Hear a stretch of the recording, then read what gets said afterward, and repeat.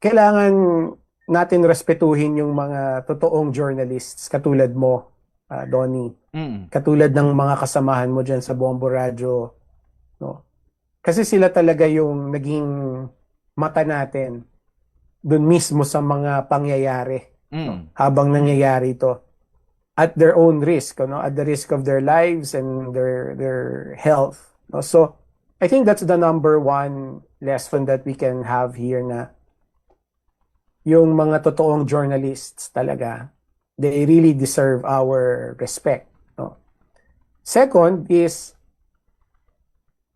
kailangan din natin i-recognize yung kasamaan ng mga fake na journalists, no? Yung mga nagpapanggap o nag-aastang mga vloggers Mm. na ginagamit yung social media, no, para i-promote yung sarili nila, para mag-promote ng agenda nila na walang respeto sa katotohanan, no? Ibig sabihin, kahit kasinungalingan yung kinakalat ay okay lang basta sila ay lumabas sa social media at makita ng ng mga followers nila yung mukha nila sa social media. And I think yun yung sumisira sa natin sa information ecosystem natin yan. Yung mga ganong klaseng mga style ba na vloggers, influencers na hindi rumirespeto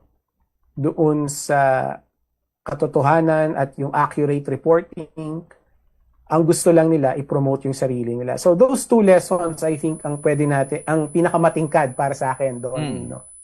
Yung very valuable role ng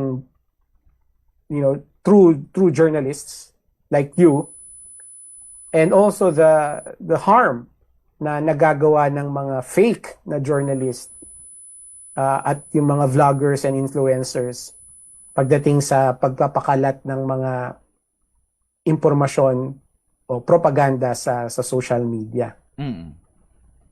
Okay. With this pagkakataon po na ibinigay dito sa Bombo Radio Iloilo, Attorney Michael Henry Ucingco, sir, marami